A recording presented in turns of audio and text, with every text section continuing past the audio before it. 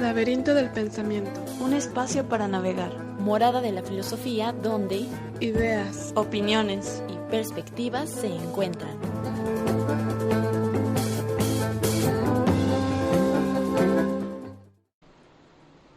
Bienvenidos al Laberinto del Pensamiento, un espacio para navegar.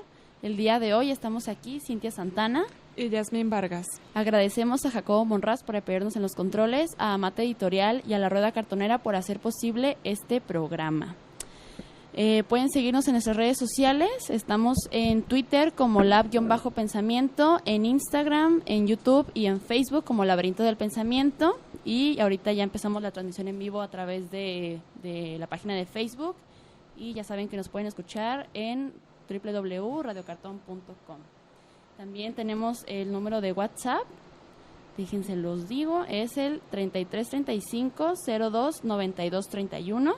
Ahí si tienen algún comentario, alguna duda, algún chiste, no sé, que quieran compartir sobre el tema de hoy, va a ser sobre Nietzsche, pues nos lo mandan y aquí los vamos a estar leyendo. Pues bien, como dijo Cintia, vamos a hablar de este pensador muy, muy famoso, conocido en el ámbito de la filosofía. De hecho, muchas personas que no están metidas en esto de la filosofía, cuando les dicen filosofía inmediatamente piensan en Nietzsche. También tuve la oportunidad de platicar con muchos ya estudiantes de filosofía y filósofos y me contaban que el pensador o la obra que los acercó a la filosofía fue de Nietzsche. Entonces, él es un personaje muy representativo de filosofía. Se podría decir que es como el rockstar. Uno de los tantos. Uno de los tantos. El otro alemanes, es pues. Kant. Claro. Pero ya no sé. Otro que no se puede dejar atrás. Bueno, me faltó decir lo del regalo del libro. Oh, de veras, el libro que estamos regalando hoy. ¿Dónde anda la cabeza? En Nietzsche. De Nietzsche, exactamente. Allá alcanzando al superhombre. Bueno, hoy vamos a regalar el libro de Nietzsche, de esta colección Grandes Pensadores de Gredos. Aquí Yasmín está modelándolo en la transmisión en vivo en Facebook para que vengan a verlo. ¿Trae la tonelada? Sí, está súper grande. Trae 3 obras, trae El nacimiento de la tragedia, El caminante y La ciencia jovial. Pueden escribirnos para quien esté interesado en obtenerlo. Su nombre completo durante la transmisión en vivo o en la publicación que acabamos de subir ahí mismo en la página de Facebook. Ahora sí, pues, continuando, pues anótense para que obtengan el libro. La verdad que viene en una edición muy bonita y aprovechen, no dejen ir este libro. Al final del programa, le decimos al ganador para que se estén aquí al pendiente. Sí, escuchándonos, luego ni saben. Y pues bueno, aprovechando que mañana 25 de agosto es el aniversario luctuoso de este gran pensador, que pues sí, como ya les había dicho, es muy popular, es el rockstar de filosofía. Muchos estudiantes, muchas personas incursionan en el camino de la filosofía gracias a este pensador, pero también es polémico porque pues ahora sí que el pensamiento que él maneja, como por ejemplo en aquí, así hablaba Zaratustra, se sale mucho de lo que normalmente se considera bueno, la moralidad socialmente aceptada. Entonces llega Nietzsche con su obra Así hablaba Zaratustra y nos dice que pues que la moral, que lo que se considera bueno, estos valores dignos de seguir por todo buena persona, pues es la moral de los débiles. Y bueno, para hablar de Nietzsche, aquí nos acompaña un profesor de filosofía, Paulo Pardo.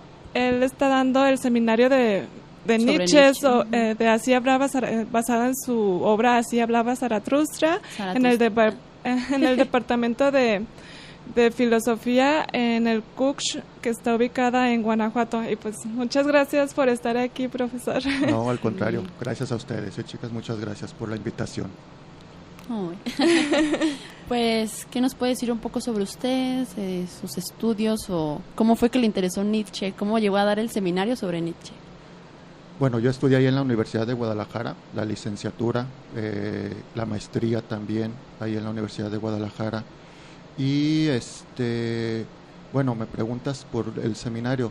El seminario es de las materias, sí, que en realidad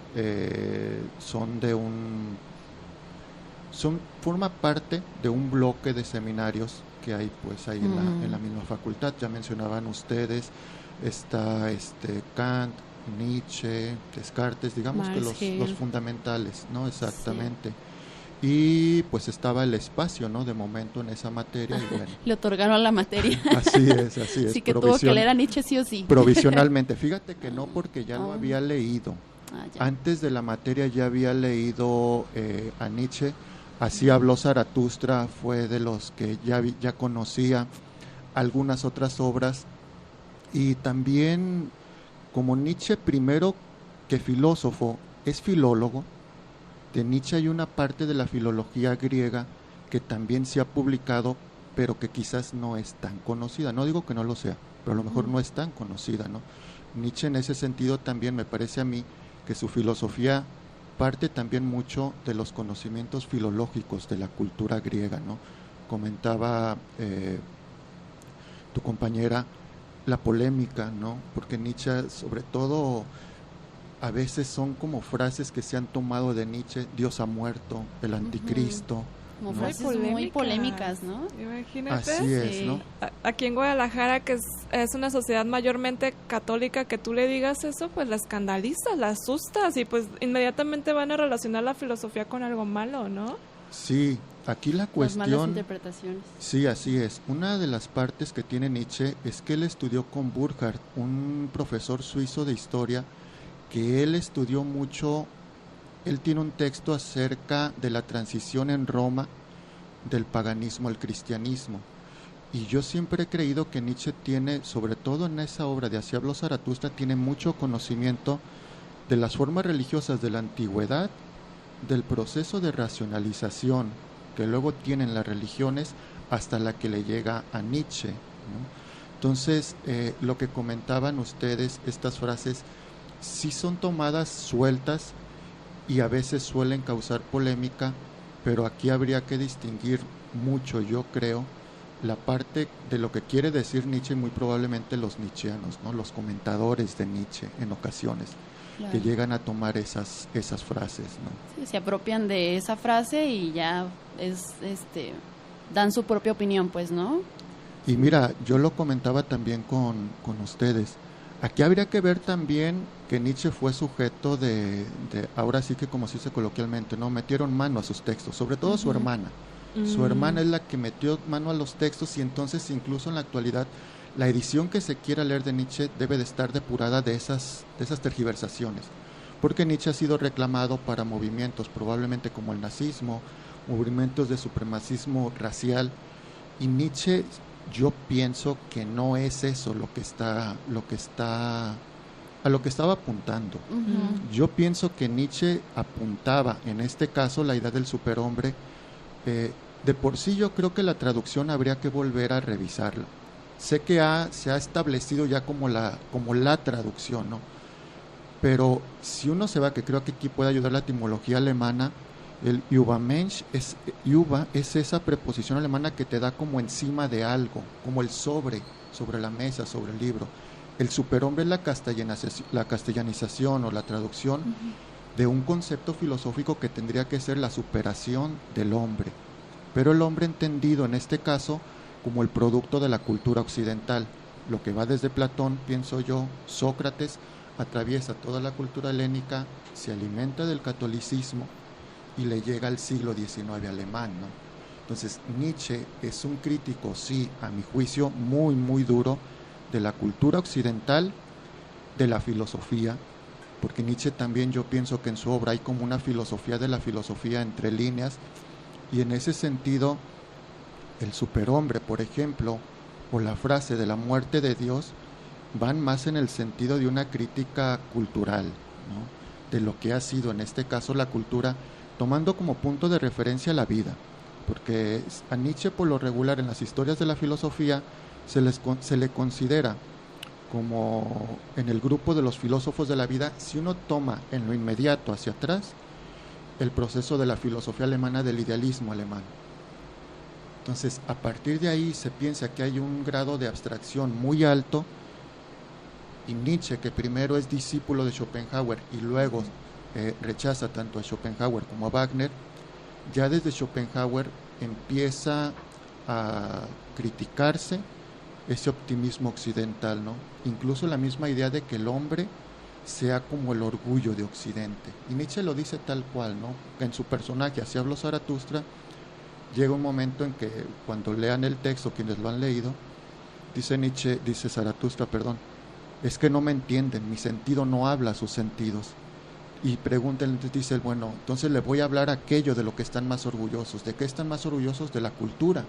Pero ya Nietzsche empieza como a burlarse, ¿no? Porque la cultura pues, es la paideia griega, todo el esfuerzo griego por darle al hombre un ser humano, la humanitas romana, seguir como modelando, construyendo espiritualmente al hombre, y Nietzsche ya empieza a burlarse de todo eso, incluido, por supuesto, la aportación del catolicismo, ¿no? Es decir, ¿Y Nietzsche en qué año nace?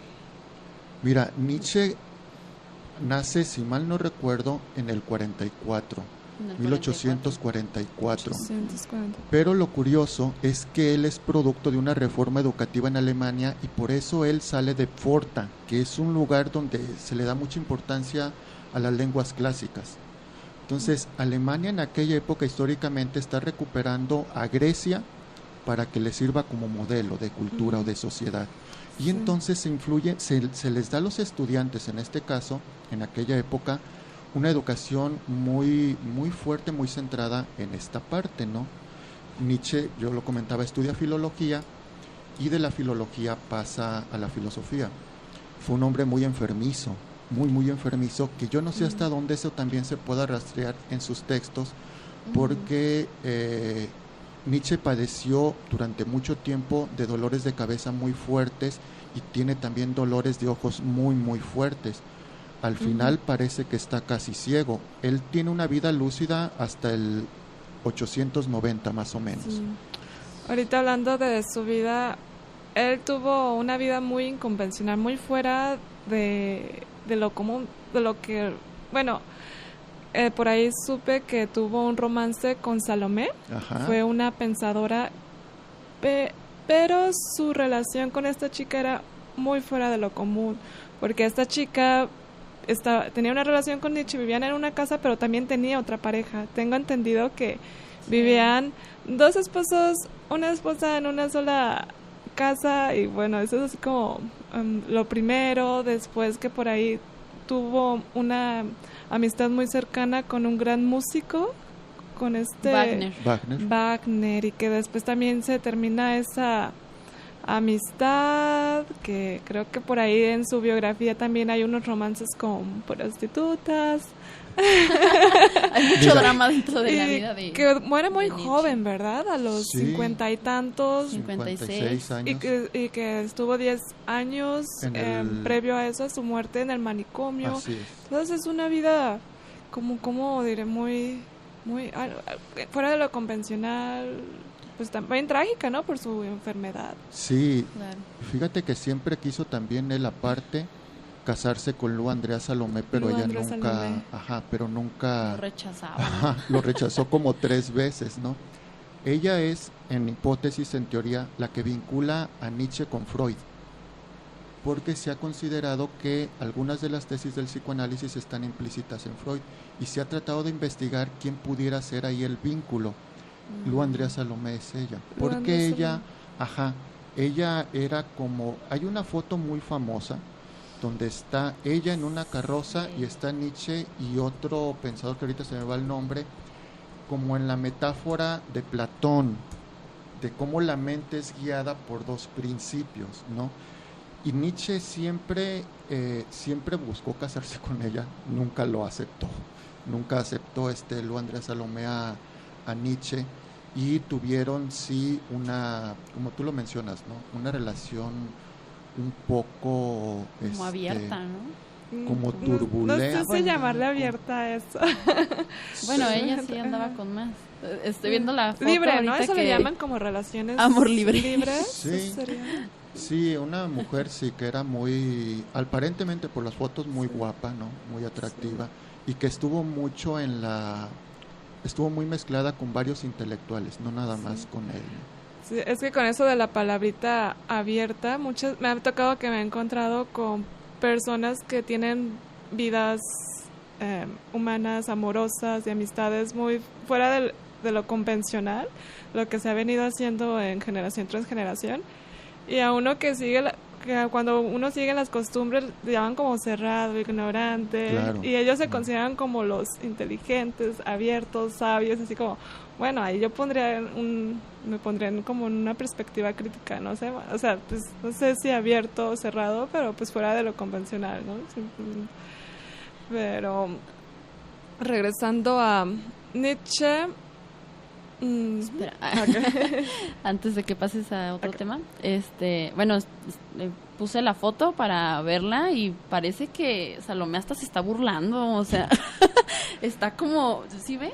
Bueno, ahorita la voy a publicar ahí en la página para que la vean, chicos, pero están como en la carroza y Nietzsche y Paul Ré, ¿se llama el otro? Él fue el otro Lo parejita, desconozco, la otra parejita. Están como si fueran los caballos, pues, ¿no? Claro. Y sale Salomé como con su, ¿cómo se llama? Látigo, como para pegarles. Látigo, con el látigo que se le pega a los caballos. Oye, qué desvergonzada esta mujer. Pues bueno, vamos a publicarla ahorita aquí en la página para que la chequen. Y bueno, vamos rápidamente a la primera pausa musical. Ya que estamos hablando de el encuentro de Wagner con Nietzsche. Bueno, sabemos que Wagner inspiró bastante a Nietzsche para sus composiciones musicales, ¿no? Entonces, vamos a escuchar esto que se llama en alemán, Beschwörung. Híjole, perdón por mi pésima traducción. Está difícil, la verdad, pero pronunciación. Usted sabe cómo, ¿no? Pero no veo. Pero no veo. El título. Una obra de Nietzsche que la voz es interpretada por la soprano Lourdes Ambrís, una mexicana. Está muy bonita la pieza y bueno, enseguida regresamos. ¿Qué tal? Ya estamos de regreso aquí en Laberinto del Pensamiento hablando sobre Nietzsche con nuestro invitado Paulo Pardo. Y bueno, tenemos aquí algunos saludos en Facebook de Santiago Juárez, Javier Schopenhauer. ¿Qué hubo? Nos está viendo aquí. Wow. Amelia Vega, Ramón Arceo, Luis Ortiz. Gracias por estar aquí conectados en la transmisión en vivo.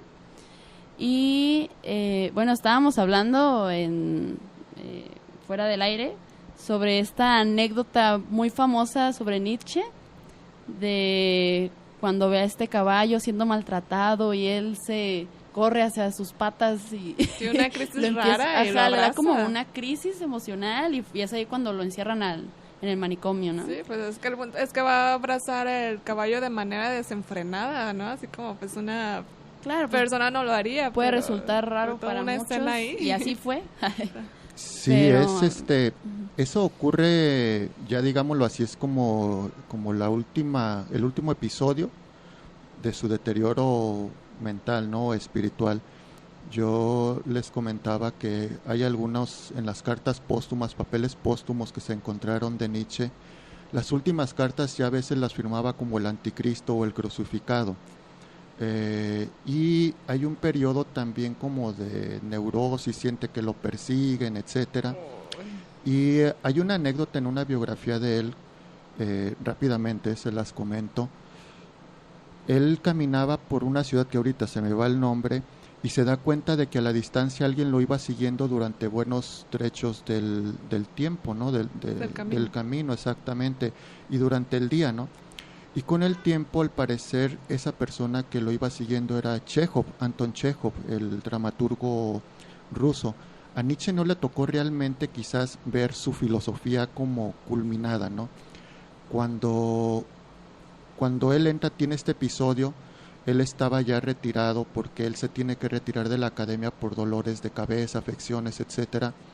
Está ya en la última etapa de esta crisis nerviosa y en efecto hay alguien que está jalando, que lleva una carreta, el caballo como que tiene problemas para jalar la carreta y la persona le empieza a dar de latigazos, ¿no?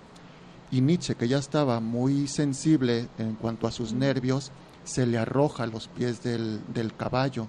Y a partir de ahí Nietzsche ya no vuelve a la lucidez. Nietzsche a partir de ahí fue llevado se nos perdió. ¿Se nos fue? Al manicomio, así es, y pasa ahí 10 años de su vida. Y curiosamente, quien primero empieza a escribir libros acerca de la filosofía de Nietzsche es Lu Andrea Salomé, porque ella se da cuenta de que empieza a ser leído sobre todo para la parte del norte de Europa, porque ahí es donde primero empieza a ser reconocido Nietzsche, y ella hace de los primeros textos para explicar la filosofía de Nietzsche.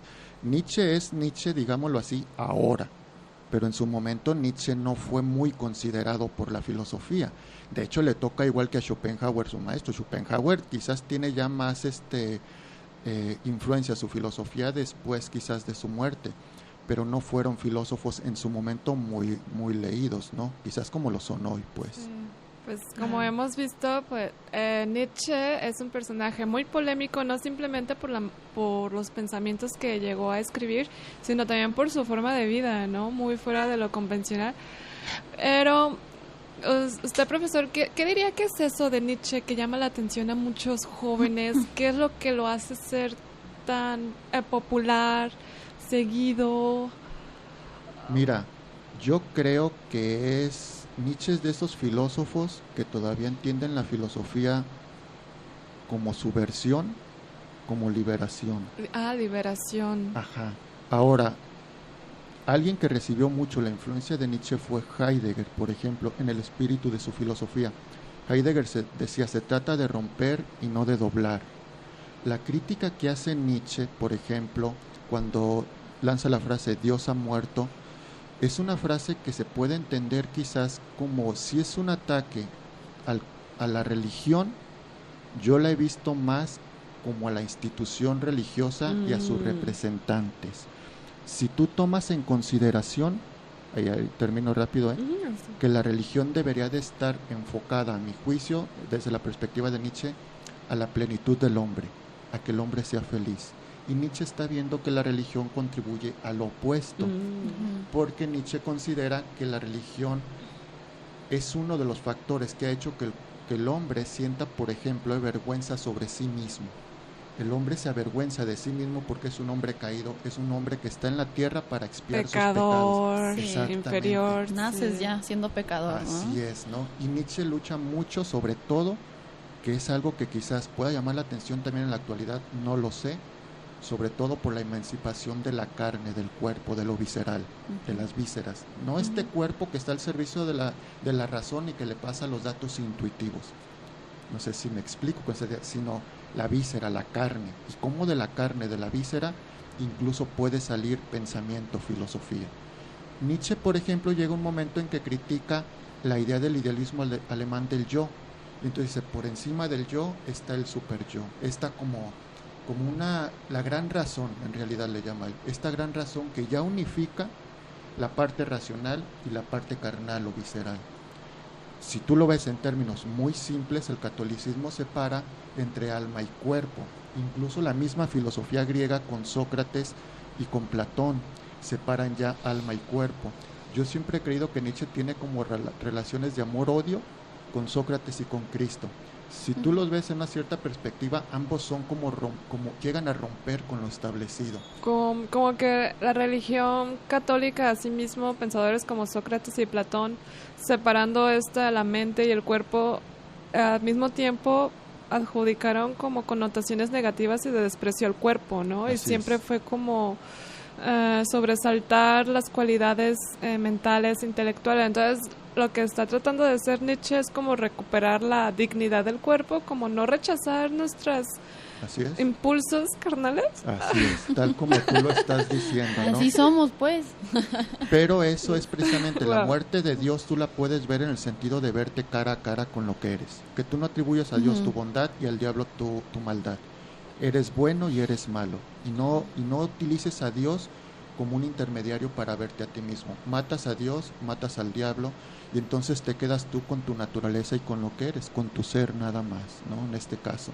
Entonces también en Nietzsche hay mucho la idea de darle de volver a darle importancia a la tierra, quizás en una influencia muy renacentista. Pero esta idea del eterno retorno, por ejemplo, el eterno retorno, yo siempre he creído que una de sus interpretaciones es: si tú viviste la vida de una manera digna, la vas a volver a querer vivir. Y el eterno retorno pudiera ser leído como opuesto a la historia lineal del catolicismo. Te mueres y vives en el cielo. Y Nietzsche dice, no, si tú viviste plenamente y no fuiste mediocre en cuanto a tu existencia, vas a querer regresar a esta tierra y vas a volver como a afirmar la vida que tú tienes en la tierra, ¿no?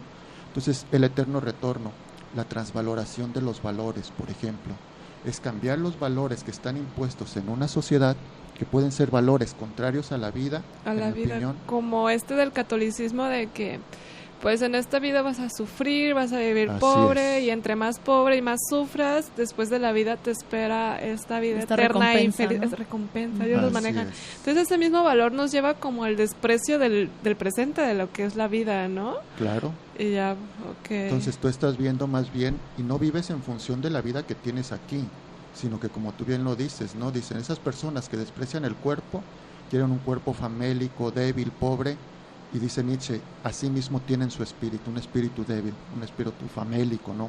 Pobre, porque para Nietzsche mucha de su filosofía es fuerza interior, ¿no? Es esta voluntad de poder, yo la entiendo como voluntad de querer ser mejor de lo que eres. No es de dominar, o sea, porque ahí puede pervertirse claro, la interpretación en un de una sentido voluntad político. de poder, como el tratar de dominar a los demás, arrasando con todo, con la Así es. moral, con la confianza, con todos los valores que nos permiten ser una sociedad, ¿no?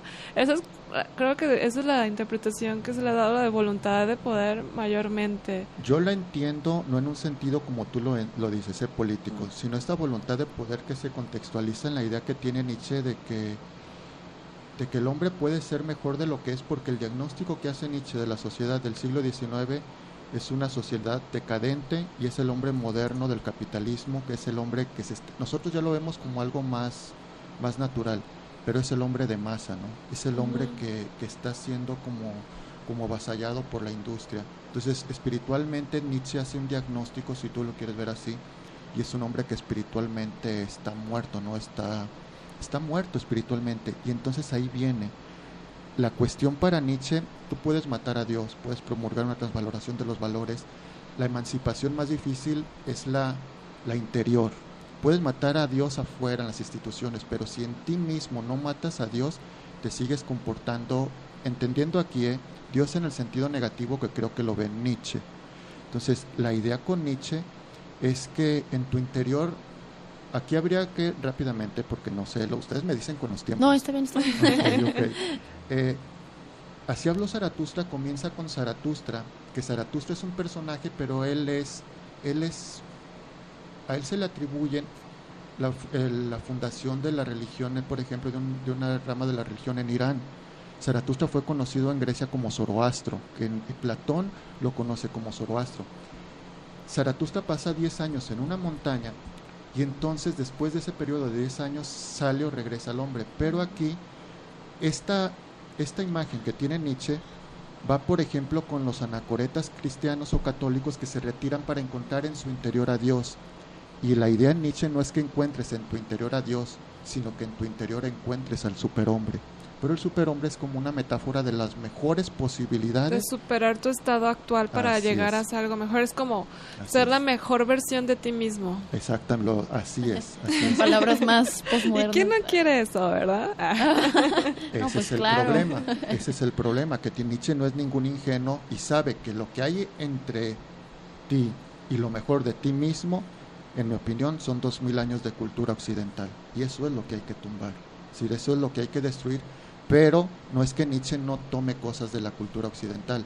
Nietzsche retoma cosas de la cultura occidental, lo que él considera que puede ser valioso, en mi opinión, para lo que él está proponiendo, ¿no? Y a final de cuentas, ¿por qué lo dice? Zaratustra es un profeta, ¿no? Que es la función que tiene la religión irania. Es como un profeta Zaratustra en su contexto, y Nietzsche dice, es un profeta, pero es el profeta del superhombre. Solo que Zaratustra no viene a ser crucificado, como él dice. La cuestión de Zaratustra es que te salves a ti mismo, y la contrapartida es que Cristo viene a salvar a los hombres. Y ahí ya hay como en vez del hombre salvarse a sí mismo, siempre hay alguien más de quien Exacto. depende nuestra felicidad y nuestra libertad. Como para estarse justificando, ¿no? En todas las acciones que uno haga.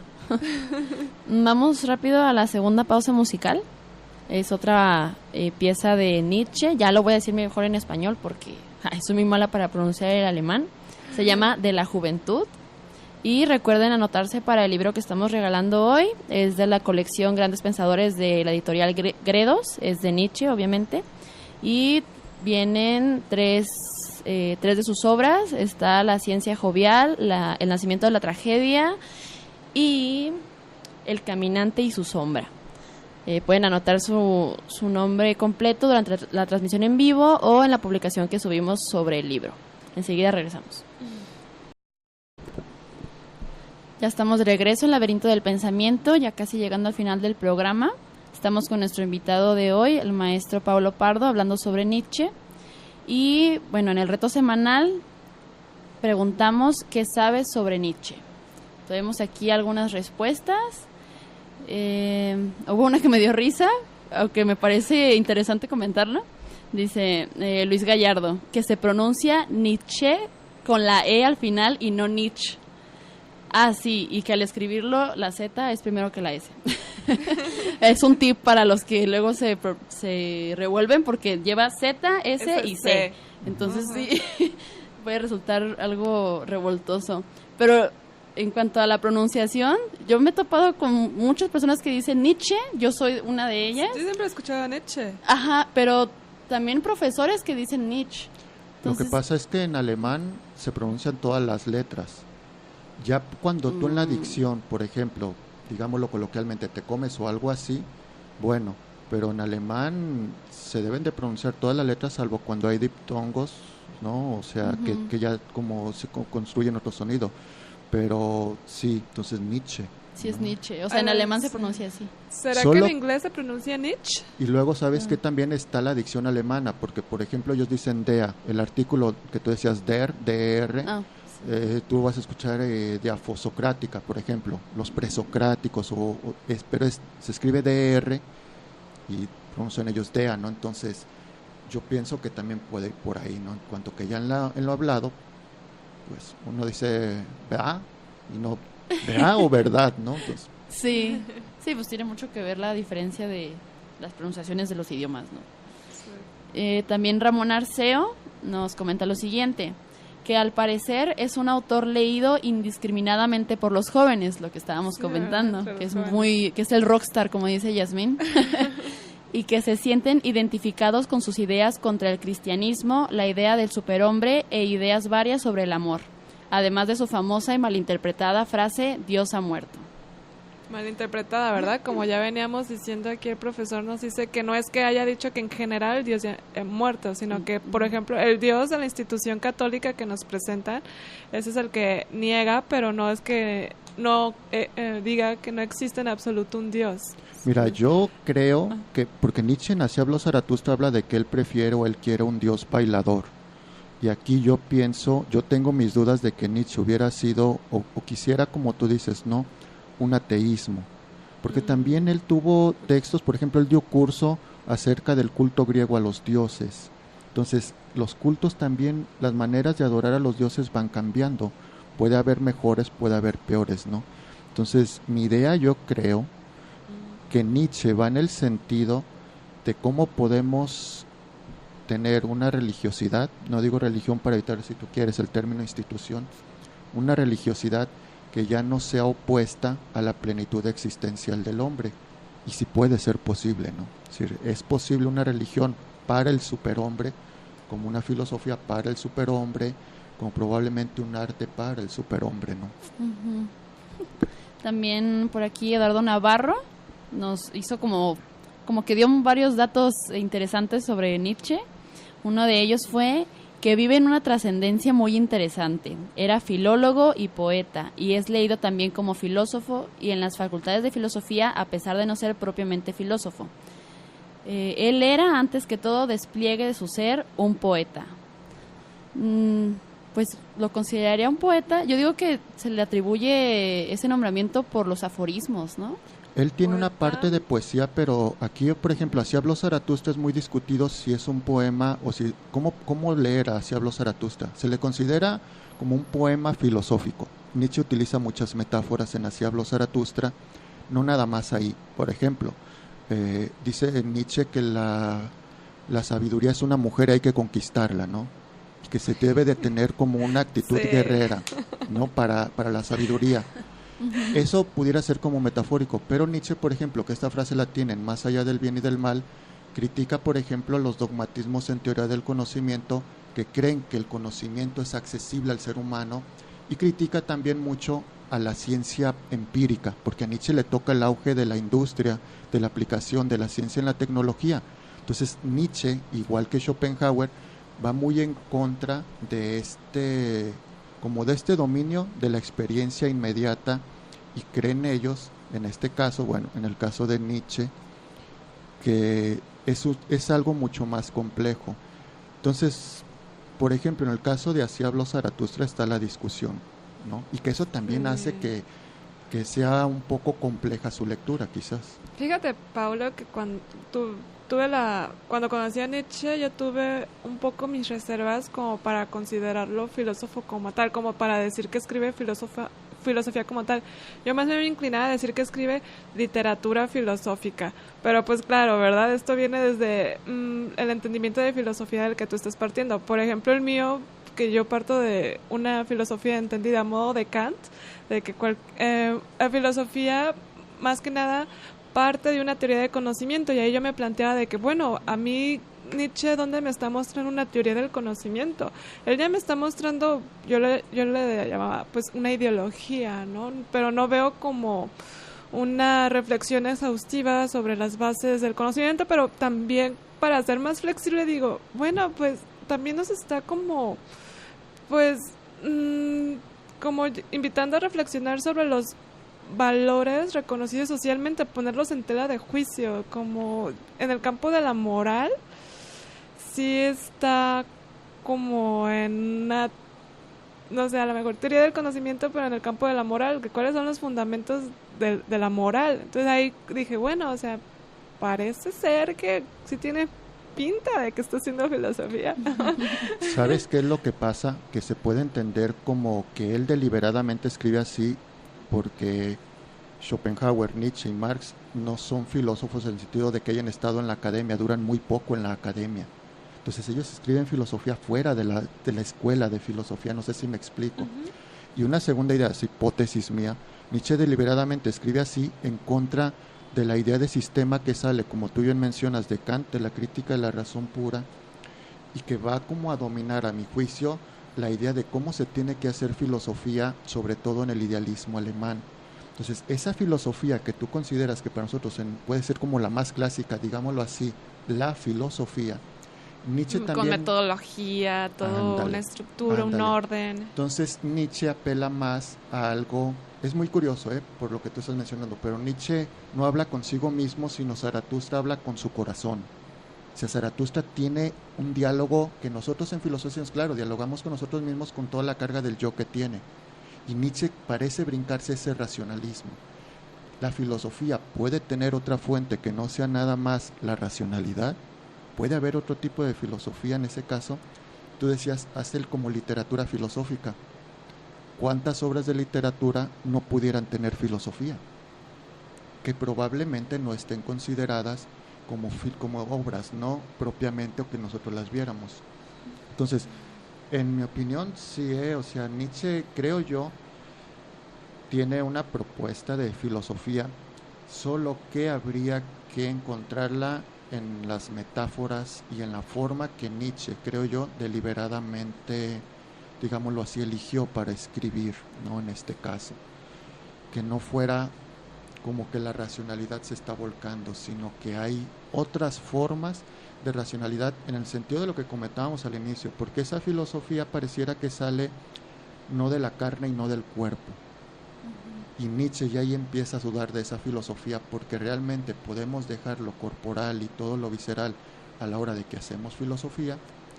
Y, por ejemplo, Nietzsche da un curso sobre la filosofía en la época trágica de los griegos, y él dice que lo va a hacer para mostrar a la persona en el sistema filosófico. A él le interesa la persona del filósofo, no separar a la persona y al sistema, sino que el sistema exprese la personalidad, ¿no? En este sentido. Profesor, pregunta Abril Benítez. Hola, Abril. ¿Cuál cree usted que fue la aportación más importante de Nietzsche? La aportación más importante de Nietzsche. Mira, yo creo, yo pondría varias y aclararía que es a mi juicio, ¿verdad? Por supuesto, como ella lo dice.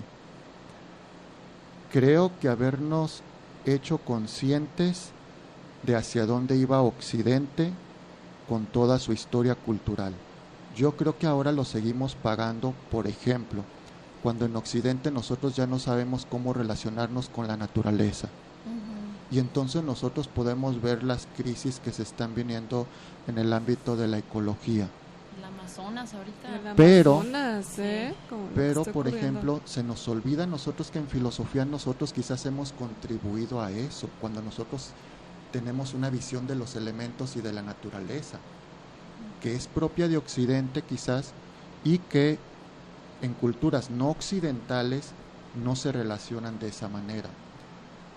Yo creo que uno de los aportes, no diría que el único, pero uno de los aportes es ese. Otro que a mí me parece, a mí Nietzsche, a pesar de todo, yo sé que esto puede sonar contradictorio, me parece que es una persona que, como él lo dice, ¿no?, tiene mucho amor a los hombres, ama mucho a los hombres, y de alguna manera no quiere dejarlos o no quiere que se queden en su mediocridad existencial. Ay, qué bonito. Y esta sensibilidad yo la percibí en este acto en que se lanza a los pies del caballo, o sea, si uno se acerca a su pensamiento, a su vida, uno podría pensar como frívolo, pero luego vienen estas escenas que te dejan pensando que, ¿no? Sí, sí, yo creo que Nietzsche, bueno, no por nada hace música, escribe poesía, y por eso busca, yo creo en algo estético, en algo sensible. Yo pienso que también en Nietzsche, a título personal otra vez, para algunos después de Platón, Nietzsche tiene la prosa más bonita en filosofía, ¿no?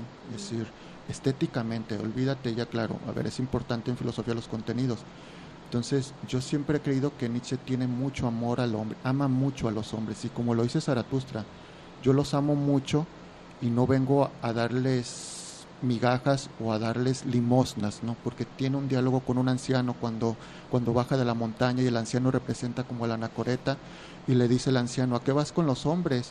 No les des nada, representando como esta parte del catolicismo, la mística, no les des nada, si les vas a dar algo, que lo mendiguen y dales cualquier cosa. Y Zaratustra responde: no, yo amo mucho a los hombres y no les voy a dar limosnas, ¿no? Les traigo el mejor regalo, que es el superhombre, que uno puede decir que pueden ser mejores de lo que son. Si no son felices, pueden ser felices en este mundo, pero se tiene que luchar, ¿no? O sea, se tiene que luchar por esa parte. Wow, qué bonito. Sí te quedas pensando, ¿no? Sí. Sí, generalmente se piensa Nietzsche como, pues así, el anticristiano, como tal vez en un aspecto más negativo que positivo, como más negro que blanco. Para por así católicos y para personas con vidas muy convencionales, sí les puede como causar muchísimo problema. Sí, pero pues va mucho más allá, ¿no? Como que entre líneas tiene algo más que decir. Sí, no claro. Tanto entre líneas, porque uno de los mensajes, yo creo, a mí lo que me atrae mucho de su filosofía es precisamente que el hombre, yo lo comentaba, cuando critica tan duramente a Cristo es porque se veniste a salvarlos y te crucificaron. Y dice Zaratustra: mi compasión no es crucifixión, a mí no me van a crucificar como a ti, porque ellos se tienen que salvar. Si el hombre puede ser feliz, pero se necesita un hombre que no sea mediocre. En Así habló Zaratustra, dice Nietzsche, es que no eres mediocre por tus pecados, eres mediocre porque incluso cuando pecas, ahí eres mediocre, ni siquiera ahí eres pleno, o sea, no tienes ni esa plenitud. Y Nietzsche, en este amor a los hombres, considera que los hombres pueden ser plenos y que pueden llegar, como decía Yasmín, a lo mejor de sí mismo. Pero, vaya, no lo vas a hacer si tú confías, en el caso de Nietzsche creo yo, como en una figura religiosa externa a ti. tienes que confiar en ti mismo, tienes que saber que Nietzsche habla mucho de para mí, como de la fuerza espiritual, pero de que tengas un espíritu fuerte, es decir, que es como una imagen, había Filón de Alejandría que decía el espíritu tiene que ser como una roca, ¿no? Como una masa muy fuerte, que lo que le llegue ni lo desmorone, ni lo derribe, ni lo saque de su camino, ¿no? Y creo que Nietzsche pedía eso porque él también tiene una frase para los filósofos, decía que la voluntad del filósofo debía ser de diamante puro, en el sentido de que el diamante es la piedra más dura y que es la piedra que menos se puede cuartear o que menos se puede destruir, ¿no? Decía, la autosuficiencia del filósofo debe ser de diamante puro porque todo está en su contra, todo va en contra de él.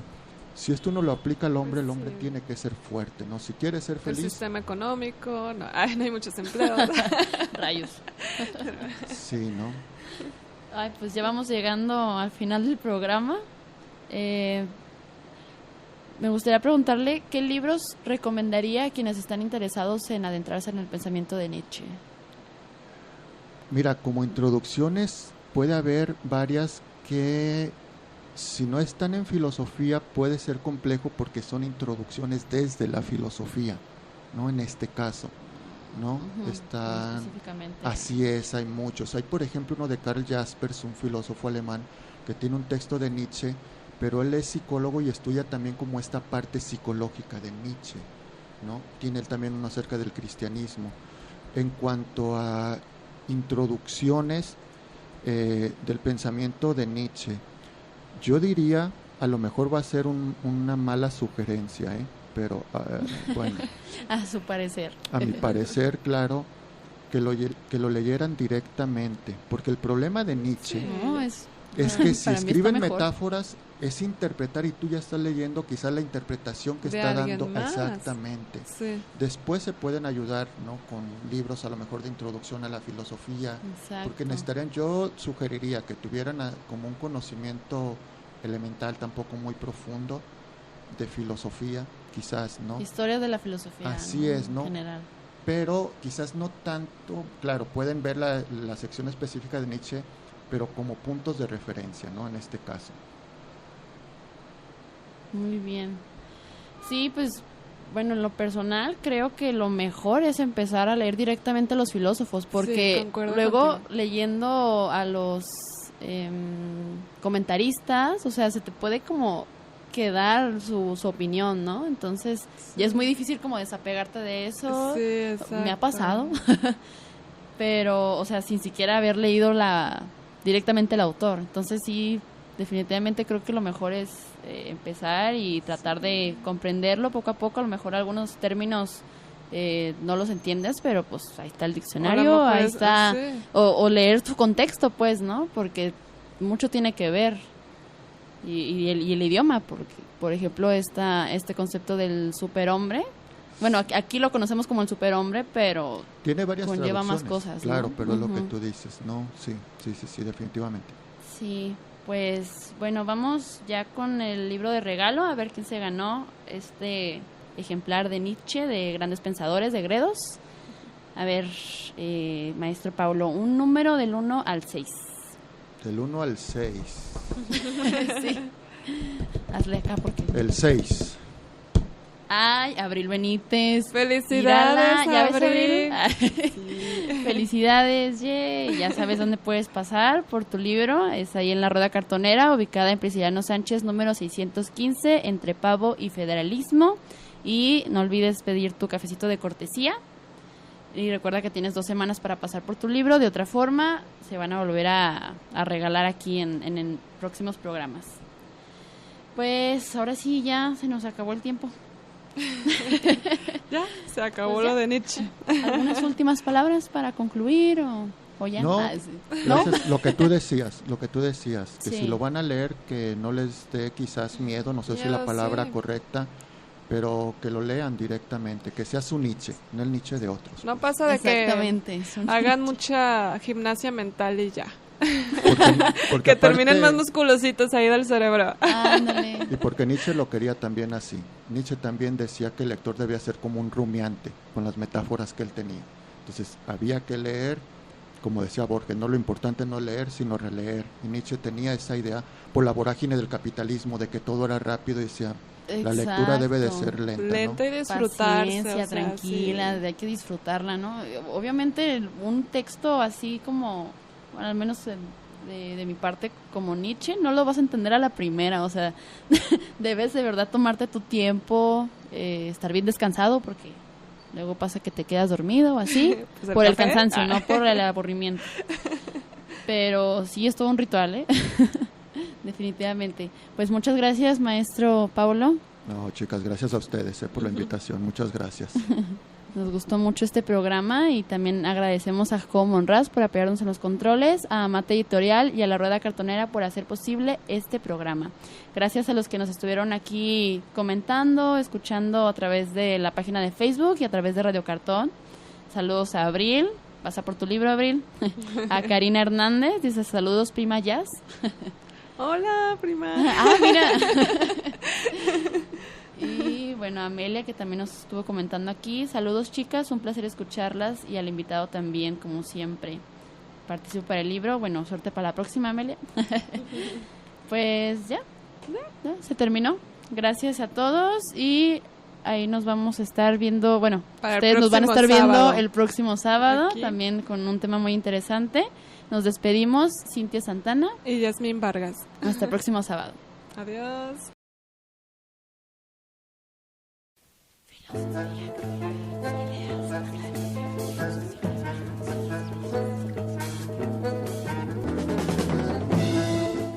Laberinto del pensamiento. Un espacio para navegar. Morada de la filosofía donde Ideas. Opiniones. y perspectivas se encuentran.